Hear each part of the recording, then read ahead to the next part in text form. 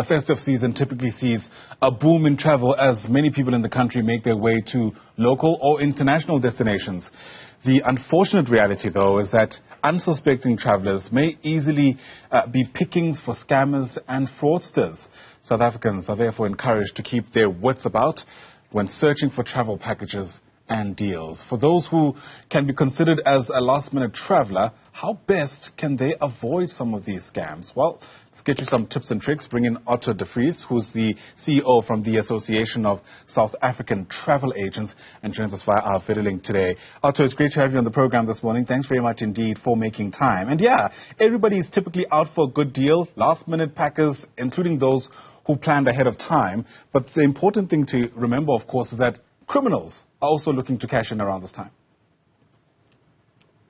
Good morning, Ayanda. Yes, indeed. And in fact, it is a year-round cycle, but obviously it tends to pick up at this time because of it being a lot busier. But having said that, the fact of the matter is that the South African travel industry and the tourism industry is not regulated. What we're trying to at least do as a role from the Association of Southern African Travel Agents is to at least guide or assist consumers when they are doing their shopping, to identify potential risks and or opportunities and where they need to sort of keep their wits about them before they hand over their money. Yeah. If there is no regulation there, how best can unsuspecting travelers check if a particular agent is legit? Sure. So as we sort of suggested, whilst we're not regulated, the SART certainly tries to provide a level of comfort, if you will, to traveling consumers, as our members do need to comply with the Code of Conduct and the Constitution that makes them abide by the laws of the land, and we can therefore show that they are legitimate travel businesses and that their intention is there to protect the interest of the customers. So the first thing that we always recommend is to look out for the ASATA logo. It is a stamp of credibility.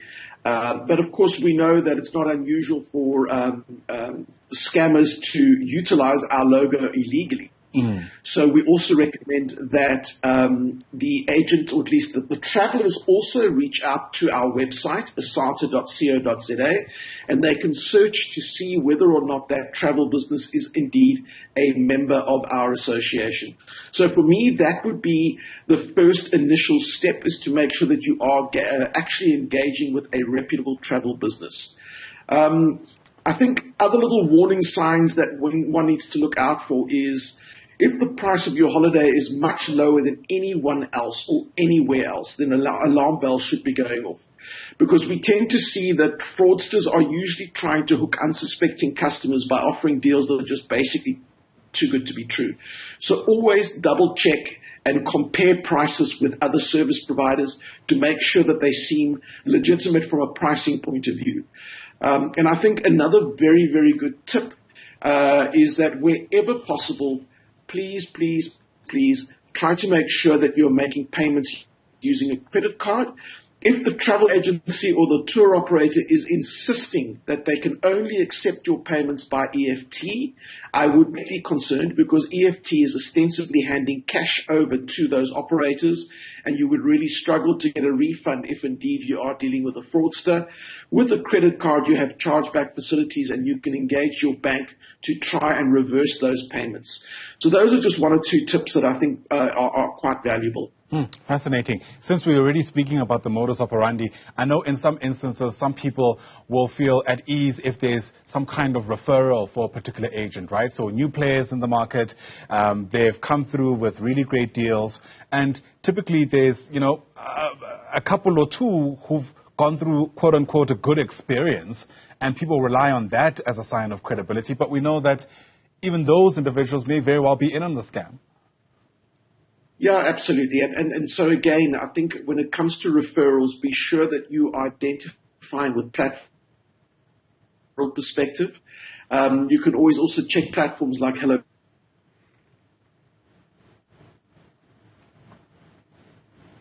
based on a particular business or the relationship that they've had. And also that like with any industry, businesses can fail. Nothing is fail-proof. And it may well be that the operator was initially intending to do their very best to provide the services that was intended, but something has gone wrong which has had an impact on them. So, it's not always fraudsters. There are certainly occasions where it is just an unfortunate situation where a business does go into bankruptcy.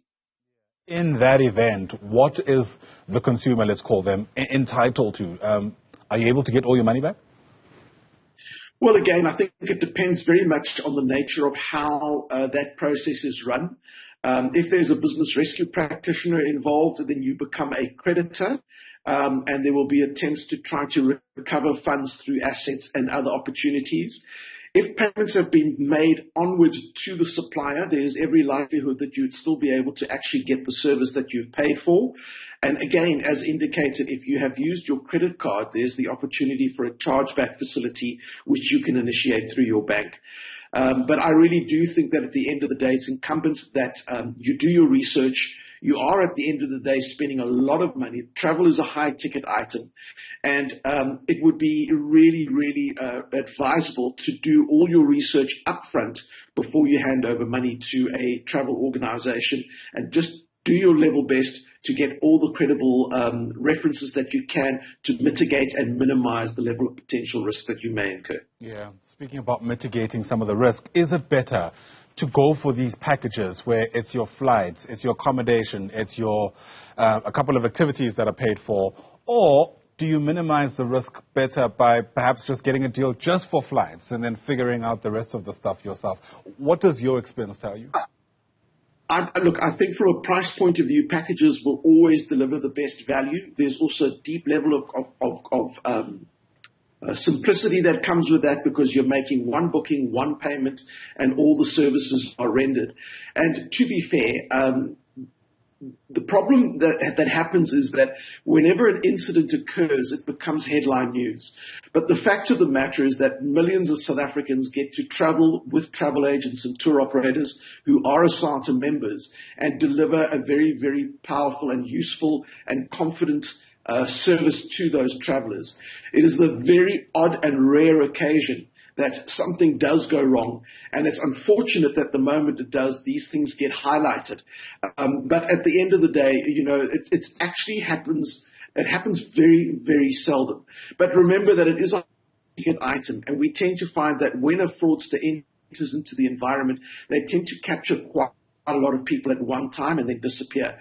But if you work with reputable businesses, my take on it is that you will always get the products and the services that you were expecting and that what you paid for, and packages usually deliver the best value of money for money. Yeah, absolutely. And it's that ancient old rule about if it's too good to be true, it probably is untrue. And, I think that golden rule still rings very true even today. Just out of interest, are you more at risk of these fraudulent, of being a target of the fraudulent activity if you travel abroad or if you stay at home? Is it just too arbitrary to tell? I think it's a mixed bag, but what we do tend to see is that it occurs primarily with leisure business, not with corporate business. So leisure travel. And again, I think that in most cases, the best opportunity for a fraudster is to capture those that are doing the high-ticket items, and high-ticket items tend to be international travel, as you can well imagine. Absolutely. Right. Otto de Vries, thanks very much indeed for speaking to us. Some interesting tidbits for especially the last-minute travelers among us as we head into the festive season. Otto de Vries is the CEO of the Association of South African Traveling Agents. Once again, thanks very much indeed for your time.